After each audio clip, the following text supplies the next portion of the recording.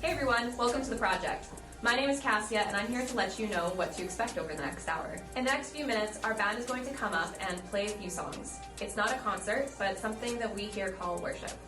The songs we've chosen talk about who God is and what He's done for us, so singing them is a way that we can worship Him. So engage in however you'd like. Sit, stand, sing, put your hands up, or maybe for you it's just listen and reflect on the lyrics. Nobody's going to judge you, so just relax and enjoy the time. Every week, we go to the Bible, and tonight, Pastor Jeff, our lead pastor, will be sharing a message based on its truths and how it can apply to our lives today. Afterwards, we'd love to get to know you and hang out. Make sure to visit the info booth in the lobby to get connected and answer any questions that you might have. Thanks again for joining us. We are so excited that you're here. We invite you now to stand as our band begins to play. Project tonight, guys. Why don't you go and stand with us for worship here?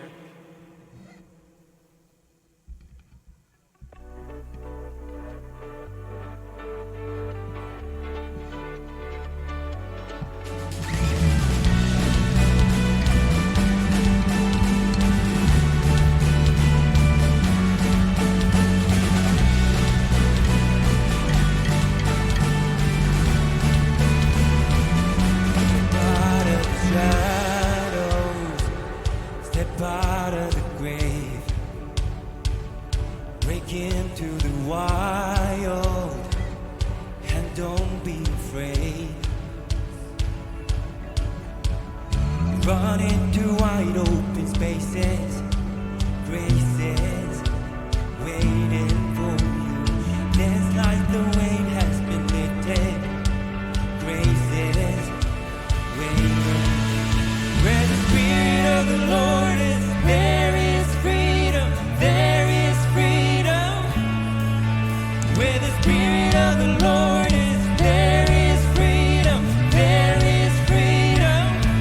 Come out of the dark, as He said you are, into the fullness of His love. For the Spirit is here, let there be freedom. Let there be freedom.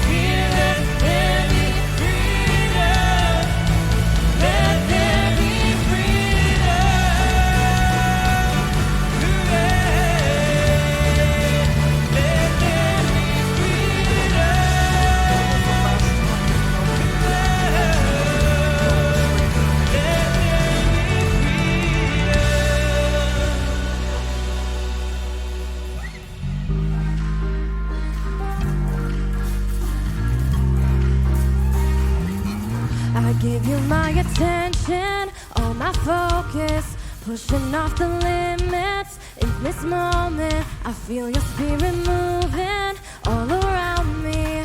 Come and have your way. Looking at the dry bones, you're reviving the faith inside of my soul. You're igniting, you're calling me to levels that are higher. I can see your face. When I set my eyes on you, everything else fades. When I look your way,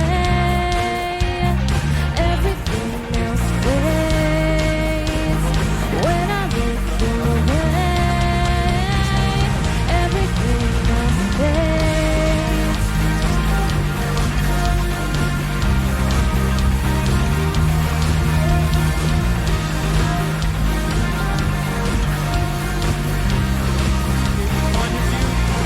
Gaze upon your beauty, full of wonder. The world falling behind me. There's no other name like your name. And there's nothing that can take your place. When I set my eyes on you, everything else fades.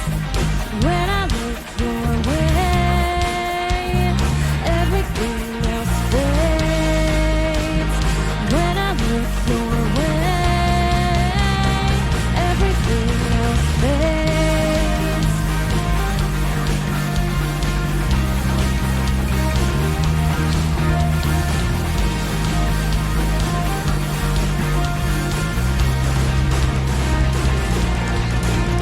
Dancing in the light of your glory, joy is awakening, rising like the sun every morning.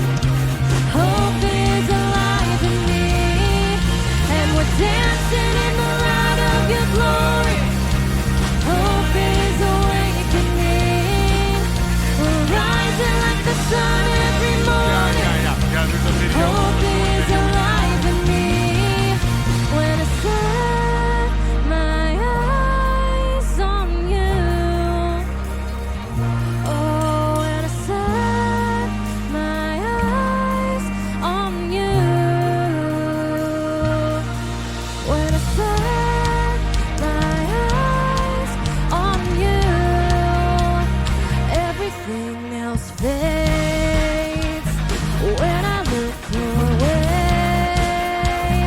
everything else fades. When I look your way,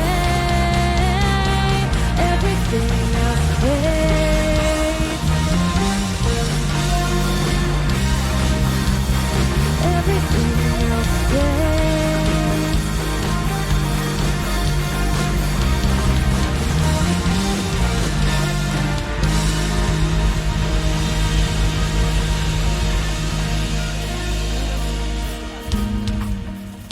Well, again, welcome to the project tonight, guys. My name's Brett, this is Megan, this is Nicola, and that's James. And yeah, we're glad you guys decided to be here on our fall kickoff. We're really excited about it tonight, and it's gonna be an awesome night for you guys. And also just want to say hey to everyone who's watching online right now. Glad that you guys are tuning in from home. But you can go ahead and take a seat here tonight, and John and Amanda are just gonna come right up with a few announcements for you here.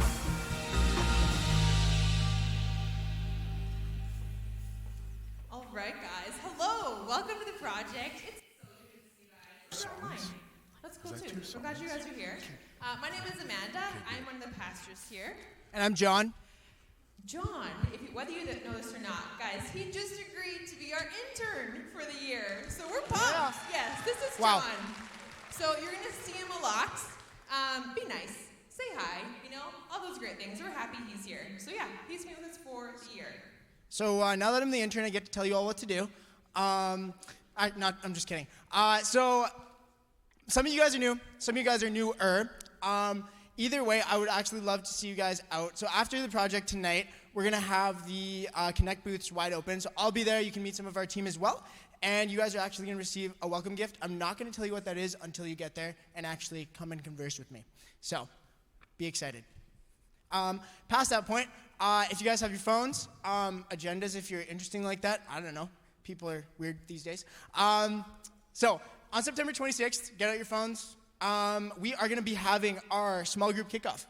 So what that's going to be is it's a time for you guys to meet new people, get into the Word, and it's really just a moment for you actually to join a small group for the semester. Yeah, put in your calendar, people. 26, okay? Do it. I can't see you, but I'm going to trust that you're doing it. It's going to be great. Also, you've probably heard by now that we're actually kicking off a second campus, which is brand new for us. It's going to be our Kingsway campus, because it's in the Kingsway area. It's like right across from Nate. It's close to Grant Mac, and we're doing this not to make like the project like this huge name, but no, we exist to reach young adults for Jesus. That is why we exist. And so we are creating a second campus close to our universities to, again, reach young adults who don't know Jesus yet. And so tonight, right after the service, in the fireside room, which is like through that wall right there, I'm going to be running a Kingsway interest meeting. So if you have questions, if you want to know, okay, what is Kingsway going to look like? What does it mean to join the launch team? We're currently building up our launch team. Or you have questions or more information, come to the interest meeting. It doesn't mean you have to like officially commit to something, but come, check it out. It's not going to be very long. So yeah, bring your friends, come to the meeting right after the service in the fireside room, it's called. But just walk over there. We'll see you there after. There's a sign. Yeah. Okay, also a heads up. So tonight there's going to be a message and then a couple more songs at the end. The first song after the message, just a heads up, there will be some bright lights, some flashing lights. So if you have any visual sensitivities at all, just encourage you can watch it from the cafe or the lobby. If those bright lights, flashing lights could affect you, if you have any visual sensitivities, then you can head out to the lobby or cafe to watch that. Yeah, so as you guys know, here at the project, we actually love to be in our community and actually just affect people as much as we can. So today, one of the groups that we get to partner with, Youth Rise, is actually here. So we've actually invited Carlos to share a bit more about what their organization is about, what they do, and how we can actually partner with them. So before he comes up, take a look at this video. Born into this world, we don't have a choice what life will look like after we take our first breath. Some will be born into situations of love, stability, and support. For others, it will be a story of struggle. Many young people right here in our own city, through no choice of their own, are born into extremely difficult situations. Everyone wants to rise to their full God-given potential, to find fulfillment in work, relationships, and spirituality. But poverty, abandonment, living in neighborhoods with high-risk factors, abuse, these are just a few obstacles that can seem insurmountable to a young person. No one should have to face adversity alone. All young people deserve advocates supporting them. Considerable research has been done on the power that one stable and caring adult outside the immediate family can have on a young person facing adversity. At Youth Rise, we feel it is our duty to connect youth with a community of stable and caring adults that can walk through life with them and help them overcome barriers. This is done through carefully designed programs catered to youth facing adversity. As followers of Jesus, we feel this is our faith in action. Youth Rise empowers vulnerable youth so they and their families will overcome barriers and rise to their God-given potential. When youth rise, we all rise.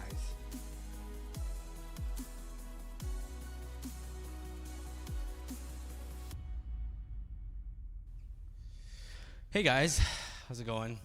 My name is Carlos. I get the privilege to be program director for Youth Rise, and I'm here to talk to you guys about our organization. And I'm thankful to be here. Thankful for the project to have me here.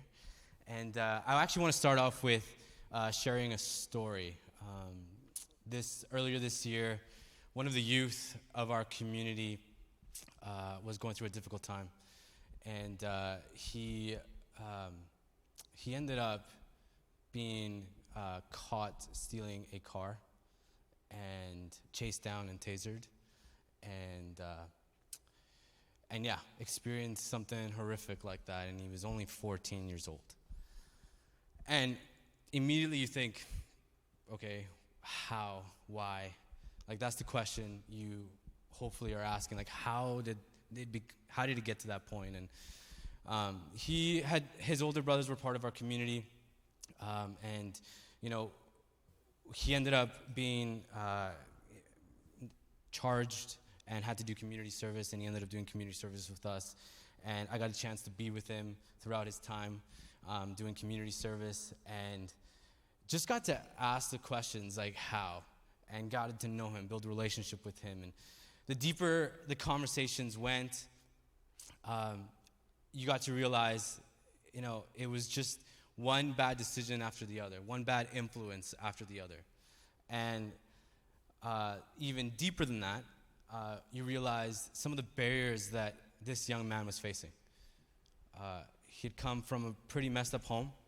His dad had been in and out of his life, in and out of prison, and his dad was back into prison, or back into his home now at that time, and he just wanted to escape. He wanted out, and found some not so good friends, not so good influences that led him to one decision to the other, to this experience that a 14-year-old should never have had.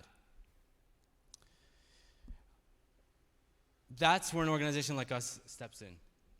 We provide wraparound supports, wraparound programs that provide outlets for kids of our community that face these barriers that for so many of them are hard to overcome, whether it's financial barriers, socioeconomic barriers, family, trauma, abuse. There's so many in our community. And our community is based out of Millbourne, which is less than 10 minutes down the road here. We've been there for a while. Our center provides programs such as tutoring, mentoring, job preparation programs, which this summer we were able to, over 10 of our community youth were able to reach summer jobs and gain responsibility, gain independence, which was amazing. We do camps throughout the summer. We do tutoring. We believe education is such key in their lives. And this is all towards trying to provide outlets and opportunity for youth in our community to rise above and break the cycle of what usually happens, the typical story that happens. And for the young man that I was mentioning earlier, his story isn't done, and we're excited to see where he's going to end up. He's found an outlet with us. He's part of our community, and I know I see him, and I know that there's so many others that are facing those same barriers. And some of you in this room can probably relate to the fact that maybe you've had a mentor in your life. Maybe you've had someone earlier in your teen years that gave positive influence. And you would go as far as to say that you wouldn't be who you are or even here if it wasn't for someone stepping into your life or speaking truth, speaking life into your life. And so our whole existence is to provide free programs for these kids and an outlet for them to achieve everything that we call them to be, that God has called them to be. And I just wanted to just say a quote that we say a lot in our community, in our organization. It's by Josh Shipp, and it says, "Every kid is one caring adult away from being a successful story, from being a success story." And we wholeheartedly believe that. We believe that, every single youth has the ability to change not just the world around them, but their families, and break that cycle, and that so many are facing and so many are struggling just to get past the day, sometimes getting past school, whatever that is. We exist to show a culture that when they walk through our doors, they're faced with a culture that says they're worth something, they bring something to the table, and there's so much for them to achieve in their lives. And so we do whatever we can to remove those barriers. And so I just want to, I'm thankful for the project for having us. I've been part of the project community for a long time, and I know that their mandate is to alleviate suffering around the world and in the community. And so they've partnered with us financially and also with like events and just like sending volunteers our way, and it's always been an amazing thing. And so I want to thank them for having us here. Myself and my team will have a booth after the service. We'll be here, and we want to get to know you. And if you have any questions or any of this sparked an interest in where you would feel like you would, I would love to be part of something like that. I have a set of skills that I feel like I would love to give back to the community in some sort of way. We want to hear about it. We want to get to know you, and we'll be there after the service. Come visit. Thank you. Thanks, Carlos. Yes, that's Carlos.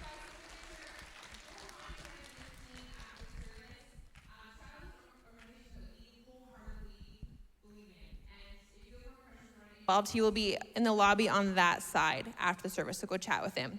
All right, Jeff is going to kick off our series called For Edmonton. Before that, check out this video.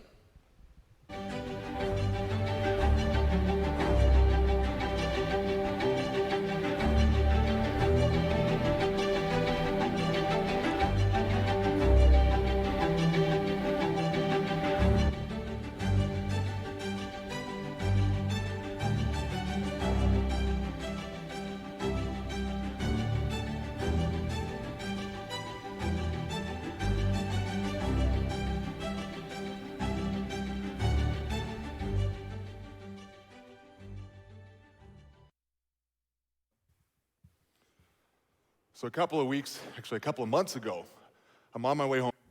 I got home about 10 o'clock at night. And I live downtown, kind of right by the legislature. It's in the financial district, so like we're this random apartment amongst all these businesses, and it's COVID, so like it's not really that busy at the most busy of times. It's 10 o'clock at night, so it's just a ghost town. Like there's no one there, you don't see anyone. You could look out the window at the intersection for hours, and you might see one car come by. Like it's not very busy.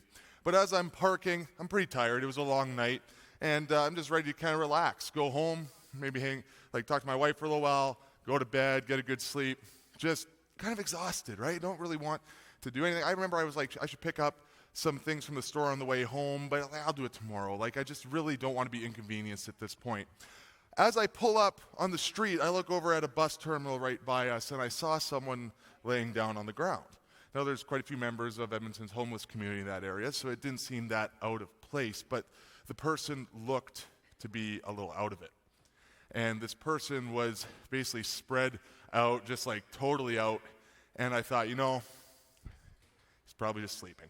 It's not a big deal. I'm just going to go upstairs, go up to my apartment, no problem. And I started to feel in the back of my head and in my mind, feel prompted, remembering these stories of the issues with the opioid overdoses that are happening in our city and how serious that is. And okay, well, I better go just at least check on this person, right? Like I'm thinking, man, what if it was my dad or my brother or a family member? I'd want someone to check out this person. So I walked over, and he's completely out, and I said, hey man, you okay? Like, you awake?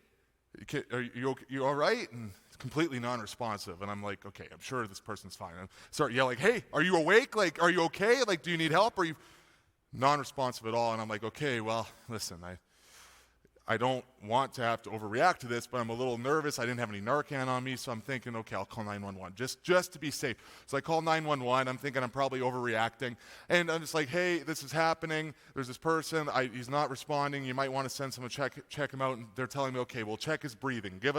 Say when he's breathing in, and then when he's breathing out, then let us know. And I'm given I don't know what I'm looking for. I'm not trained medically. I've done first aid, but I don't remember anything that happened. I just remember the dummy, and nothing looks like the dummy from that class in this situation, and I'm not sure what I'm actually supposed to do, and I'm going to be honest with you, I'm starting to panic a little bit at this point because it's getting a little too real for me. And I'm recording the guy's breathing, and I'm like, well, I think it seems fine. But as I say, now, Now, all of a sudden, the operator cuts in. She says, is there a defibrillator nearby? I'm like, I'm in the middle of downtown in the financial district. There's a defibrillator just sitting here in the middle of nowhere. No, there's no defibrillator. They have to ask these questions. My wife works for a 911 dispatching organization, and they have to ask questions, so it's not her fault. But I'm thinking, like, I'm already a little uncomfortable. I'm like, no, there's no defibrillator. And then she says, okay, I'm going to need you to go over and start doing chest compressions. Like, whoa, whoa, whoa, whoa, whoa, whoa, whoa, like mouth to mouth, just not mouth to mouth, like just like get down. I'm like, I don't want to do this. I'm a big guy. I could hurt this person. I don't know what's going on. So I'm down on one knee, and I'm like, okay, and I have her on speakerphone, and she's like, okay, but to this, I don't even know what she said. Like, it was just like, she's like, to this beat, to this whatever, it wasn't Staying Alive like so many people think. It was something like that. But I'm like, okay. And then last second, I'm about to just start randomly pumping on this person's chest because I don't know what's actually the proper technique, but she's telling me to do this.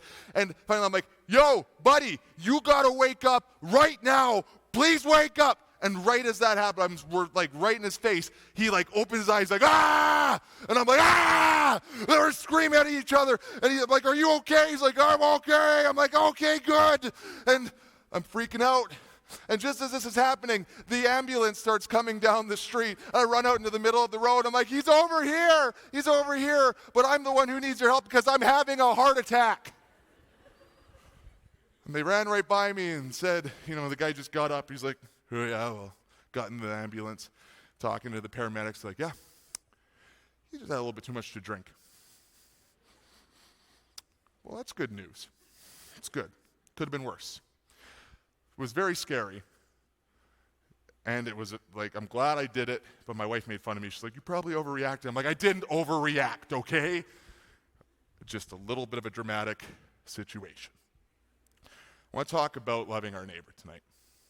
Because we're a church. That's what the project is. If you're surprised by that, there's a cross on the roof when you walked in. You shouldn't be that surprised by it. But we are a church. And so often, one of the things we talk about here at this place is that churches are often known more for what they're against than what they're for. And we take issue with that. That's just kind of how it is. So many people look at church as like this no fun zone. Don't do this, don't do that. This isn't allowed, that's not allowed. This isn't good. Nothing fun can happen. If it feels good, don't do it. It's never fun. That's what church is. And people look at it from the outside and they're like, why would I ever want to be a part of that? Because all we ever see is the negative. Don't do this, don't do that. If you ever had like an older religious family member who's just very legalistic and you can't do anything fun, can't watch any cartoons when you're a kid, that's kind of the vibe that people have about church, and I kind of get it to some extent. And that's why one of the things that we value here at the project is to share that we are for more than we're against. Is that we wouldn't just be seen as this place that has this negative perspective on everything, but that we would actually be for more than we're against. Now, don't get it wrong here, don't get it twisted, because we're not just saying that anything goes. There is obviously things that don't align with a Jesus-based life. We can't affirm every behavior. We can't affirm every decision. That's a trend of society right now where you can't tell me what's right or wrong. I'm telling you what Jesus says is right and wrong. There are limits to what is acceptable and in alignment with a Jesus-based life. However, I actually think that if we are known more for what we're against than what we're for, we're actually not living a Jesus-based life the best way we can. So one of the things that we talk about around here at the project community is that we are for Edmonton. You might have seen it on the wall out in the lobby there. It's on the wall on the south end there. For Edmonton. We are for our city. We love our city. And that is something that we are all about. It's something that drives us. Every decision we make as the project, every decision we make in every element of what we do, we want to show our city that we love our city, and that our actions would show that through how we engage with them through different things, through different actions.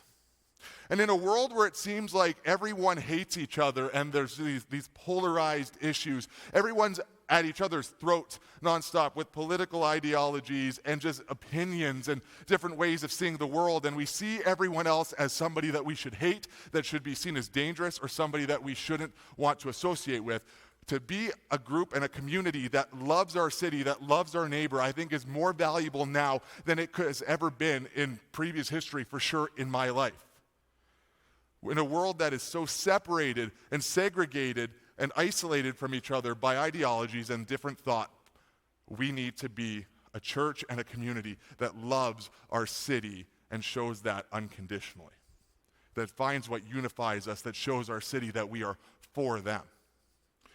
I want to take a look in the Bible in the book of Mark. This is the second half of the Bible in the New Testament. Mark was somebody who had a first-hand account of Jesus' life. And he's talking about loving your neighbor here, or Jesus is talking about it in this account. In Mark 12:34, it says this: one of the teachers of religious law was standing there listening to the debate. There was a debate happening right before this. He realized that Jesus had answered well, so he asked, of all the commandments, which is the most important? Jesus replied, the most important commandment is this: listen, O Israel, the Lord our God is the one and only Lord, and you must love the Lord your God with all your heart, all your soul, all your mind, and all your strength. The second is equally important: love your neighbor as yourself. No other commandment is greater than these.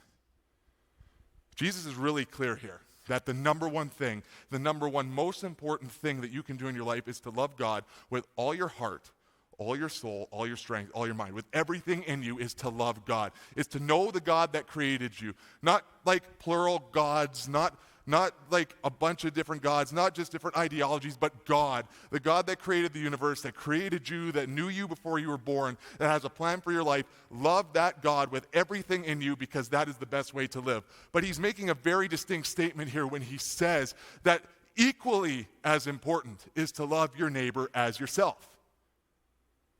What he's saying, I believe, is that there is no way we can separate these two things. If you do A well, B will happen.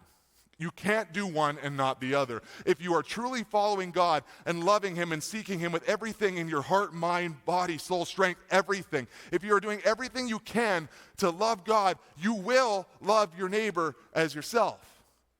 You will care about your neighbor. You will care about your community. You cannot do one without the other. And we would probably all here say, yeah, that makes sense. Nobody that is not a horrible person doesn't want to have kindness in their world. There's not many people I know outside of full-out sociopaths that would say that the world should be more full of hate. We all want to see the world be better. We want to see our community loved. We want more unity. We want all these things. That's good. That's justice. That's something that we want more of. But the fact is, it's not just that easy. It is really hard sometimes to love your neighbor.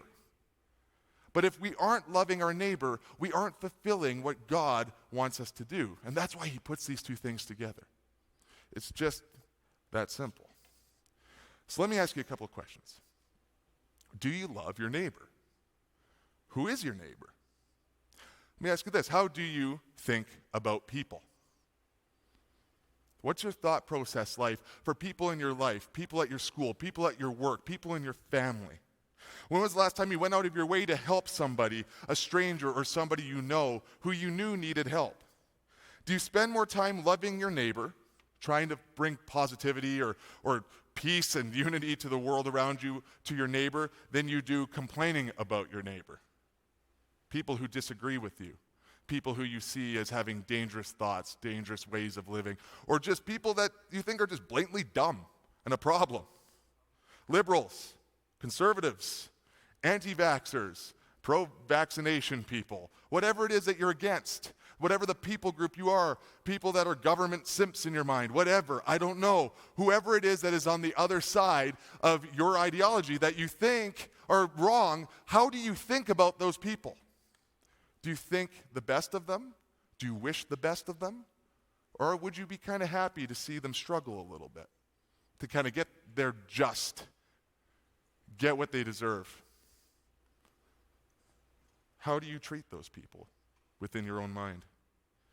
Do you love your neighbor?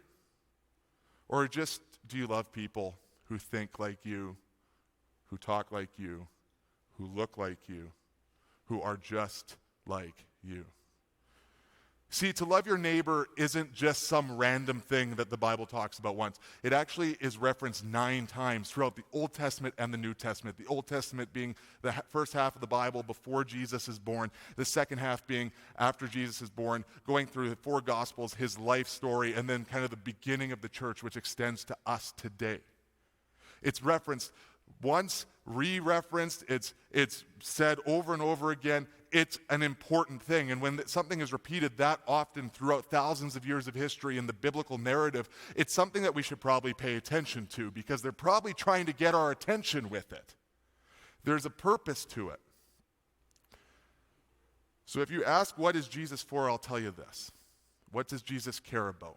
Jesus is for people. Jesus is for community. Jesus is for the people that were around him. When we look at his life and the way he lived his life when he was on earth, he was always with people. He was touring through the country. He was doing miracles. He was serving. He was living his life, but he was always with people. He was always having people follow him. He was seeking out people, not just the most popular, but people who were on the outskirts as well of society. Not just the ones that agreed with him, but the ones that he would actually find a lot of difference in opinions with, people that were living in polarizingly different ways to what he was saying. And listen, if anybody had the right to say they were right, it was Jesus, because he is God. But he still would go out of his way to spend time with people that were different than him. So how do we actually love our neighbor? How do you love your neighbor? What is the example? What does that actually look like? Now, a couple weeks ago, we had our friend Andy up here, Pastor Andy, who works here at Hope City in the mornings. He's the Connections pastor. And if you missed his message a couple of weeks ago, you can go to anywhere where podcasts are found, and we have that there on audio, or you can go back and check out the video on YouTube. I encourage you to do that. But one of the things he talked about was the story of the prodigal son, which is a parable that Jesus told. Parables, if you haven't heard of them before, are kind of like short fictional stories, but they have deep impact for our lives. They have actually something that we can apply to our life at all times that will actually benefit us in so many ways. And Jesus told tons of these stories. Now, the prodigal son was found in the book of Luke, and that's one of the 4 Gospels that I referenced earlier. This is the first-hand account of Jesus' word from a guy named Luke. And he says this in Luke 10:25-37. On one occasion, an expert in the law stood up to test Jesus. "Teacher," he asked, "what must I do to inherit eternal life?" "What is written in the law?" he replied. "How do you read it?" He answered, "Love the Lord your God with all your heart, with all your soul, with all your strength, with all your mind, and love your neighbor as yourself." Sound familiar?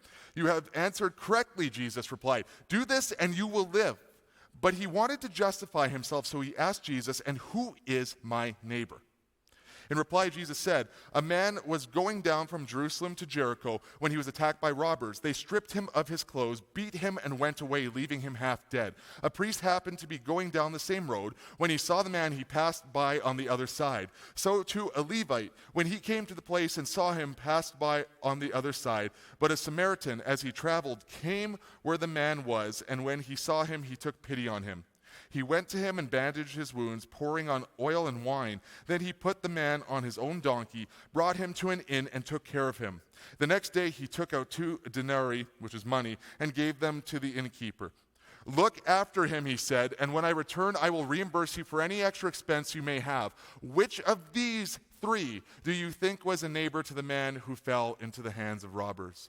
The expert in the law replied, "The one who had mercy on him." Jesus said to him, "Go and do likewise." This story is complicated because there's these 2 people, the Levite and the priest, who should have been really aligned just politically and in their ethnic background. They were on the same team as this guy who got beat up. But they don't even look at him. They pretend like he's not even there. Like, walk to the other side. I don't want to even acknowledge that this is a real thing that's happening. This is a major inconvenience to me. He's probably going to die anyways. What does it really matter? They move on by.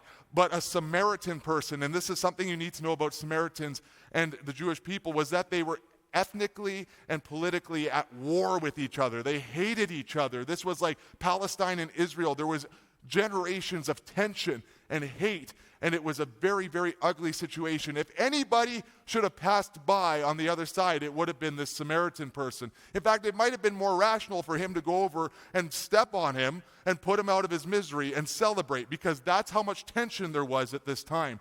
He is the last person, the most irrational person, and the least likely person to go and help in this situation. But we don't see that. We don't see him acting that way. He sees the person that he should despise, and he acknowledges one thing: that person's humanity.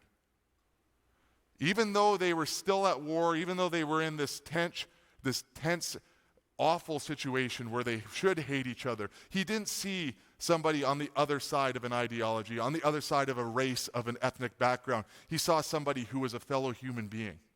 He saw somebody who needed support, somebody who needed him to be for him in that moment, in a time of need. Jesus says, this is how we love our neighbor. So we can learn from the Samaritan and how he loved his neighbor despite the differences that existed in those times. Despite the reason, nobody would have given him any flack or said that you were doing anything wrong. It would have been probably celebrated if he went and told his friends, yeah, I saw this Jewish guy and he was, almost dead, and I just kind of didn't even pay attention. He's probably dead now. It would have been like a high five, way to go situation. But more important than that, he went over and he helped the person. And there's something we can learn from this. Something that I think we don't always look at when we talk about loving our neighbor. Because we love that idea, like we were just talking about. We love the idea of people who love their neighbor. We think it's a good thing. But here's the hard part of this conversation. It's not easy. There is a significant cost to loving your neighbor, to being for your neighbor, to being for Edmonton. There is a cost to living that way, to reflecting Jesus the best way we can. The first, and we can learn them all from this story of the Good Samaritan. The first one is this: it costs time. If there's one resource that we all have equally, it doesn't matter if you're Jeff Bezos or Elon Musk or Bill Gates or anybody, it doesn't matter how much money you have, if you drive a Lamborghini or a Honda Civic, we have one thing in common: we cannot gain more time. It is the most precious resource. You might get 80 to 90 to 100 years if you're lucky, and that's it.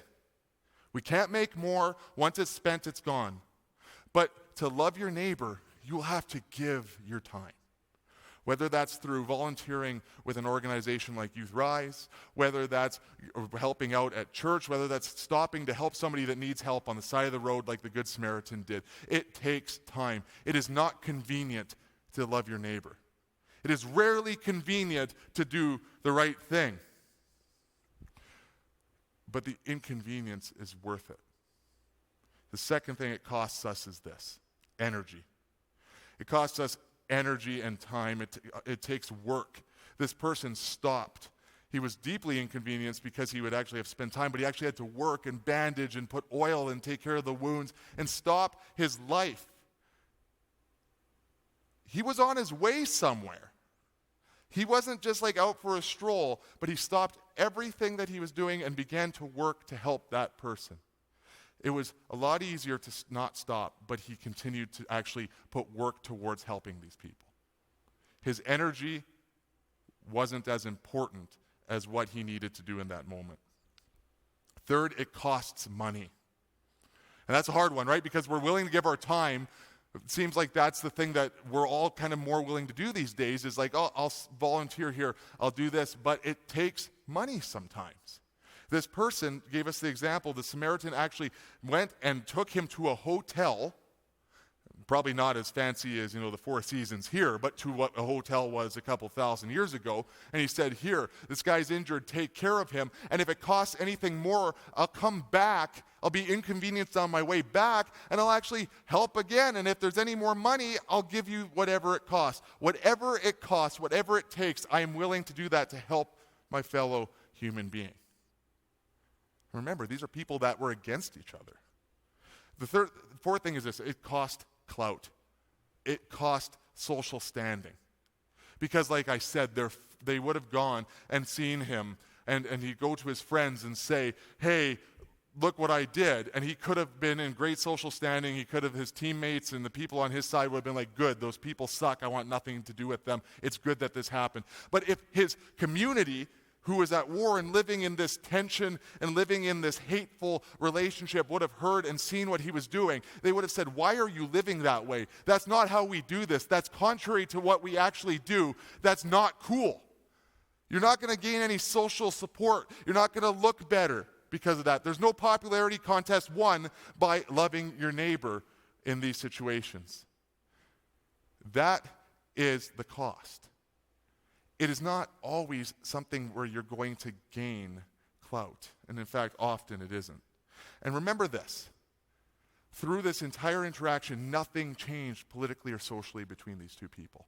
There wasn't like they sat down and agreed to have no differences. It's not like they started to have common ground or agree on the things that separated them. There was still this tension. There was still this disagreement. But that wasn't what led their relationship. That's not what they allowed, or this Samaritan person allowed to drive what was happening. He chose to love his neighbor in spite of their differences. That's unconventional. That's not something that we see commonly today. That's the total opposite of where our society is trending. But I think that there's something so valuable there, because in a city as diverse as Edmonton, a country as diverse as Canada, there's so many different perspectives, so many different ways of looking at the world, so many ways that we could decide that our neighbor is a problem. But there's so many opportunities to unconditionally love our neighbor, to be for our city, to love the people that are around us in so many different ways. And that's what Jesus calls us to do when he says, go and do likewise. This irrational love for our neighbor that the Samaritan shows. He says to his followers, those that reflect Jesus, go and do likewise. The project, go and do likewise. Carry that same perspective into everything you do. And listen to this, I want you to know, Jesus isn't just calling us to be social justice warriors. Obviously, Jesus cares about injustice. You can't separate that. We are called to stop injustice. That's one of the values that we have here at the project, is to alleviate suffering and injustice in the world around us. We care deeply about that. But you need to know this. The number one way we can love our community, the top priority, the biggest thing you can do to change the lives of people, is to share the gospel with them. To make sure that everyone that can knows and has the opportunity to hear and accept the good news that is Jesus' gospel. It is a Jesus-based life. And that's why we say around here that the greatest decision you can make in your life is to make the decision to follow Jesus. That we want people to know, and we need people to know, that Jesus died on the cross for every human being. That he died so that we could be forgiven of our sins, of every mistake that we've made, and gain eternal life with Jesus, to be made right with God. That's the power that we have. That is the greatest message that we have. That is the number one thing that should drive us to love our neighbor, is to make sure that they have every opportunity to know the value of a Jesus-based life here and eternally. But how we do that matters. I don't know if you've been down on White Ave or on Jasper Ave and seen somebody screaming who represents Jesus at people on a soapbox. And listen, I don't want to dump on anybody else who believes in Jesus. We don't do that here. I will say that I think and I hope that they have the best intentions, but I would tell you here as the project, that's not the best way that we can do that. Because only as much as you have relationship with people are you going to be able to really influence them for Jesus.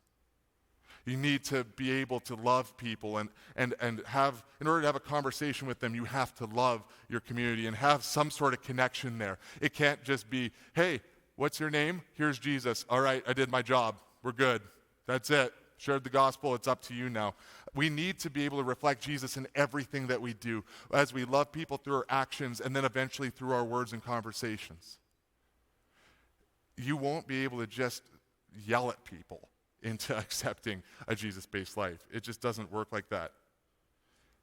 You need to be engaged in the community. You need to be engaged, and not just in some way that's like some strategic evangelical playbook, but in an authentic way that will actually open doors for conversation, that people will actually want to know more about what you believe because of how you live that out and how you love your community. And maybe that's through different ways, like working with different charities like Youth Rise or Shiloh or Adira, and they're going to be a part of this coming month, and different opportunities for us to get involved in that.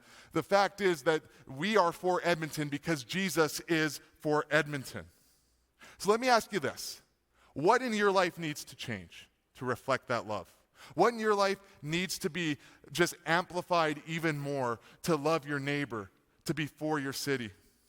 Do you need to maybe know Jesus better? If you don't know Jesus, you won't be able to act on his behalf. If you're full of calloused cynicism, if you have bitterness in your heart, if you have people in your life that you hate, you won't be able to love them like Jesus calls us to. That's a hard thing to work through because people hurt us. And we need to work on forgiveness, and we need to be able to actually address the issues in our heart that will allow us to love our neighbor to the level that we need to. But the good news is Jesus can do that.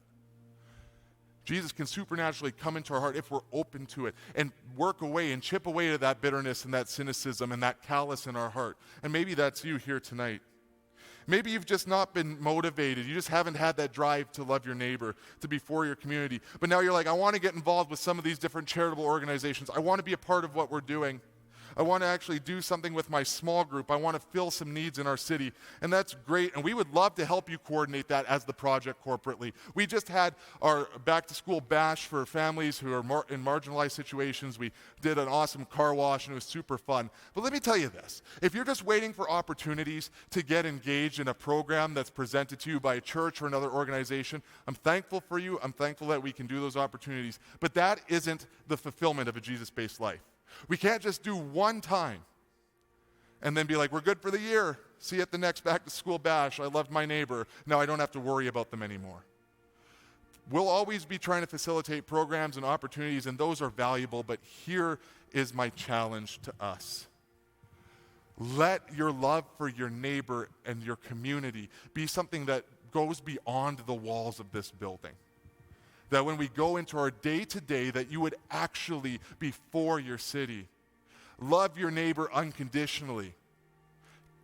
Live in truth so you have opportunities to share truth with your neighbor. It's not easy because it's easier just to fall back into patterns and be selfish and not actually do it the way that Jesus did. Not the way that's explained and showed and given to us through the story of the Good Samaritan. So tonight, here's a couple questions. What calluses do you need removed in your heart? Do you need your heart softened for people? Do you need to seek what God is calling you to do for our city? I believe that there's people here who are going to start nonprofits and do incredible things and just start initiatives in Edmonton to actually make the city a better place and do it in the name of Jesus. But it's just a matter of listening, maybe for the first time. Do you need Jesus to change your heart to be more like his? Maybe you need to ask God to put a person or a situation on your heart tonight and just say, God, what would you have me do? How would you have me love my community? Who is that person that I need to just step in and be Jesus to in this season? The project can make a difference in Edmonton,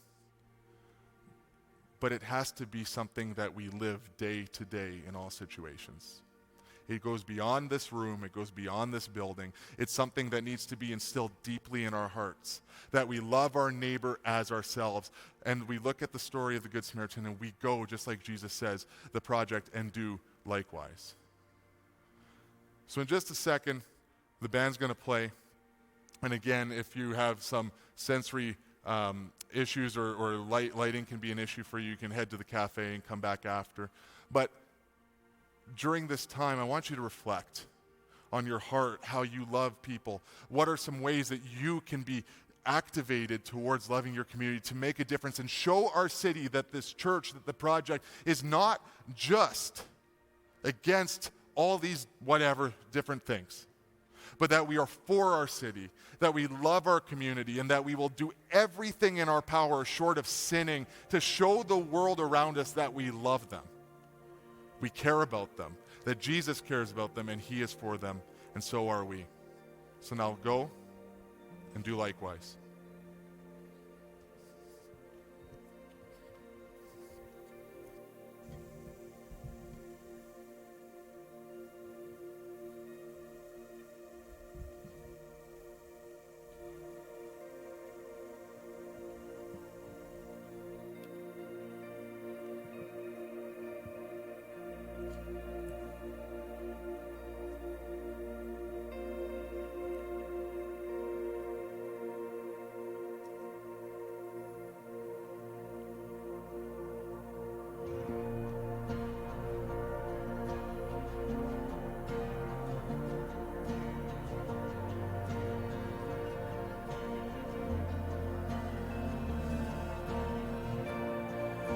It's time for the sleeper to wake. It's time for the old winds to change. Oh, I hear the Spirit say it's time.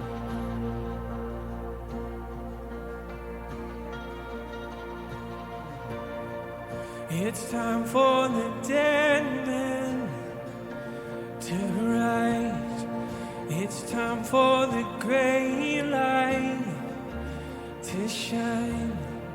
Oh, I hear the Spirit say it's time.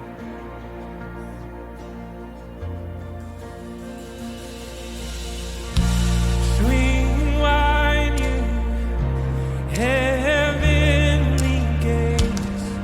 Let the King of Glory, let the King of Glory come riding on your people's praise. Let the King of Glory, let the King of Glory.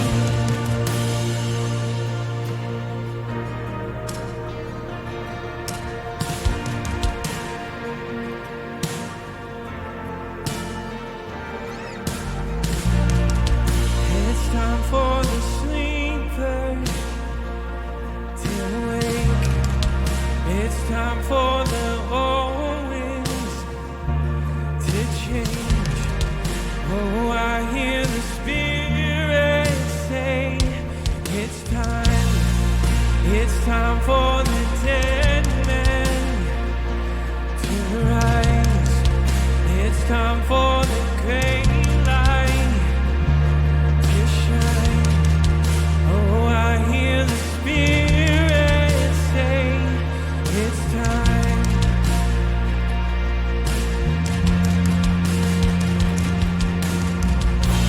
Swing wide, you heavenly gates. Let the King of Glory, let the King of Glory come riding on your people's praise. Let the King of Glory, let the King of Glory swing wide, you heavenly gates. Let the King of Glory, let the King of Glory come riding on your people's praise. Let the King of Glory, let the King of Glory.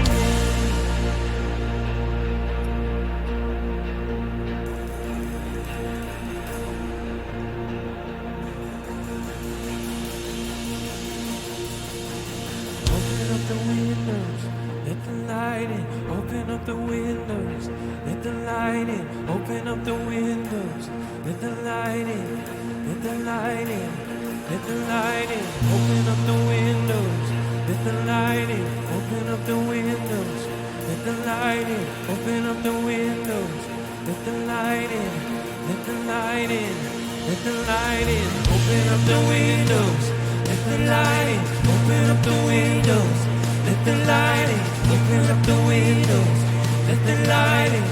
Let the light in, let the light in. Open up the windows, let the light in. Open up the windows, let the light in. Open up the windows, let the light in. Let the light in, let the light in. Open up the windows, let the light in. Open up the windows, let the light in. Open up the windows, let the light in. Let the light in, let the light in. Swing wide, you heavenly gates. Let the King of Glory, let the King of Glory come riding on your people's praise. Let the King of Glory, let the King of Glory swing wide, you heavenly gates. Let the King of Glory, let the King of Glory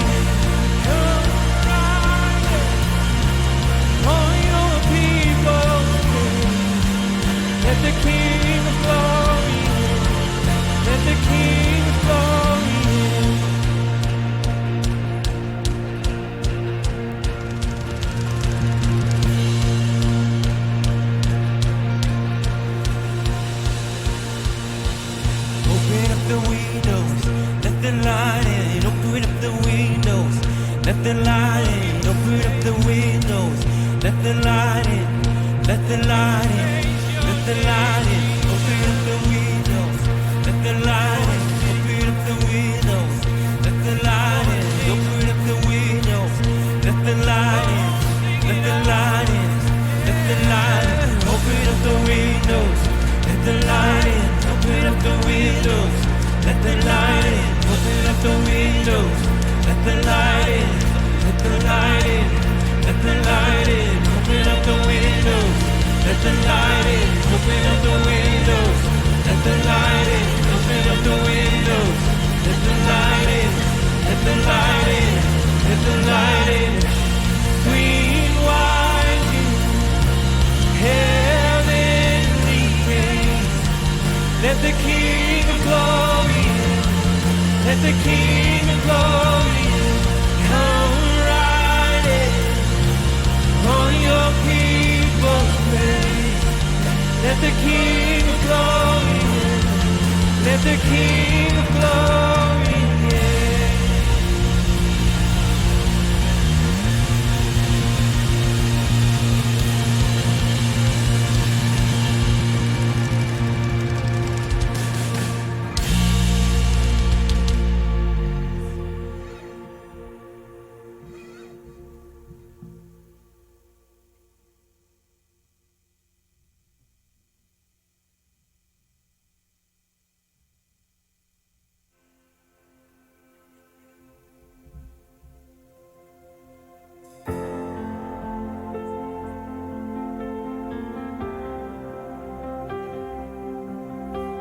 So we're just going to sing one more song tonight. So let's just worship together in this last song.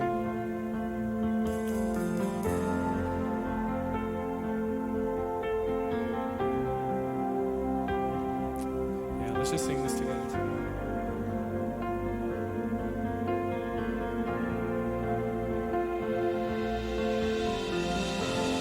Here is where I lay it down, every burden, every crown. This is my surrender. This is my surrender. And here is where I lay it down, every lie and every doubt. This is my surrender. And I will make room for you to do whatever you want to do whatever you want to. And I will make room for you to do whatever you want to do whatever you want to.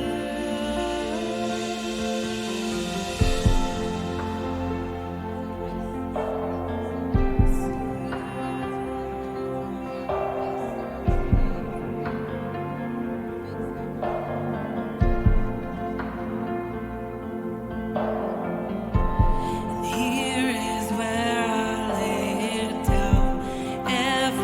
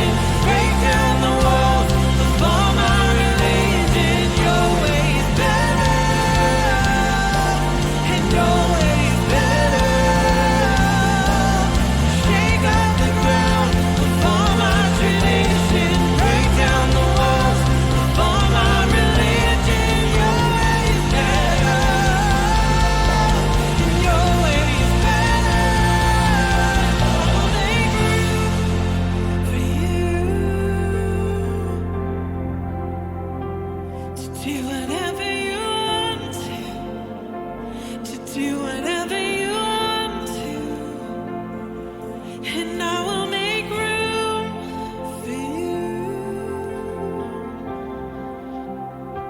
to do whatever you want to do whatever you want to.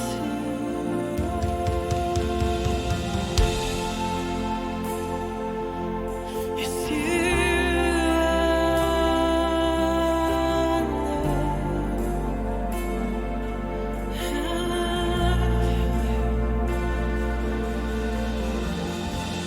Here is where I lay it down.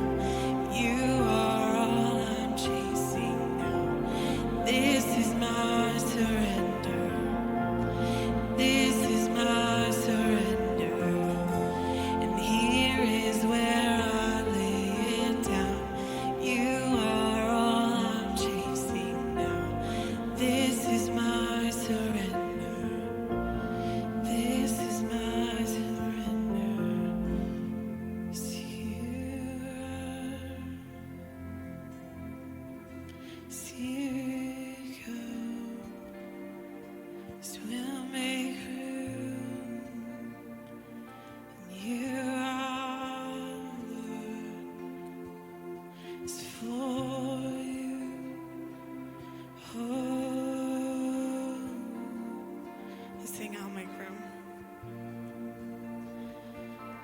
And I will make room for you to do whatever you want to do whatever you want to. And I will make room for you to do whatever you want to do whatever you want to.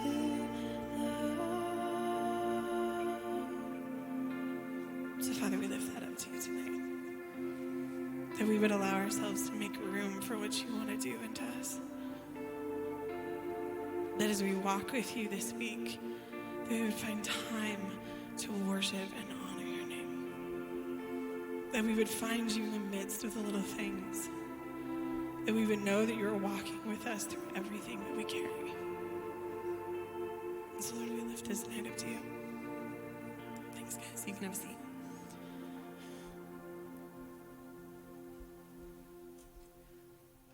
Guys, it is so good to be back together in the same building. So we're just so happy you guys are here and that we could worship and be together and spend the last hour together. And like, we love Sunday nights because of you guys. So, or if you're online, that's awesome. We love that you guys are here. Also, if there was just any part of the message tonight that just really hit home for you, or you like, hey, who is Jesus? What does it mean to follow him? Or maybe you're at a point in your faith where you're like, I need to come back, or I need to work through some things. If that's you, there's actually gonna be a number on the screen where we wanna connect with you. And it can be hard to know like what to do next after service sometimes. And so this is a great way to get connected. You can text the number and you'll get like a little devotional booklet. And again, whether you have questions or you have an understanding of faith is, whatever it is, you can totally access that. Connect with the pastor, but it's totally up to you. Or just talk with us, any of us on staff after the service, because we love you guys. We love to meet with you. So please utilize that number if that's you. Yeah, so thank you guys so much for spending the last hour with us. I just want you guys to know that we're always thinking about you, always praying for you. If you guys ever need to connect with one of the pastors, they're always there. So I do have a couple of announcements before we leave, just so you guys actually have an idea of what's going on afterwards. So if you are new once again, or if you brought someone new, I would love to see you guys at the Connect booth after the service, right across from the lobby, or yeah, in the lobby, somewhere in there. So there you guys can connect, ask questions about what's going on, and you also get a welcome gift as well. And like I mentioned earlier, our Kingsway campus interest meeting is happening in like 3 minutes. Again, if you just walk out this way, look for the fireside room, we're gonna have a little meeting in there, so come, check it out. I have snacks for you guys, it's gonna be great. So you can come to that, I will see you guys there in a couple minutes. Another thing to remind you of is small group kickoff, guys. It's happening the end of the month, Sunday, September 26th. It is your chance to join a small group for the fall semester. So make sure you are here that night, or just put it in your calendars. I want to make you guys aware of that. The 26th is small group kickoff night. Yeah, so just so you guys know, that isn't it. We got more. So if you guys haven't met someone before, if you see someone in the lobby kind of by themselves, don't be afraid to go say hi and meet someone you haven't met before. So tonight in the lobby, we are going to be having Italian sodas. We're going to be having board games. There's going to be actually Super Smash Bros. In the cafe, if you're down for that. And then across from the lobby, you actually can buy for Edmonton merch, as well as go say hi to Carlos or some other people at Youth Rise to actually just discuss either connecting at Youth Rise and things like that. Also outside, we are going to be having some music. So we have the one and only Josh Sahunta playing outside, I guess, yeah. Yeah, he's outside. Yeah, he's here. He's here. It'll be a great time. Yeah, so I guess we'll see you guys out there. Yeah, have a good night, guys. Thanks. Good night.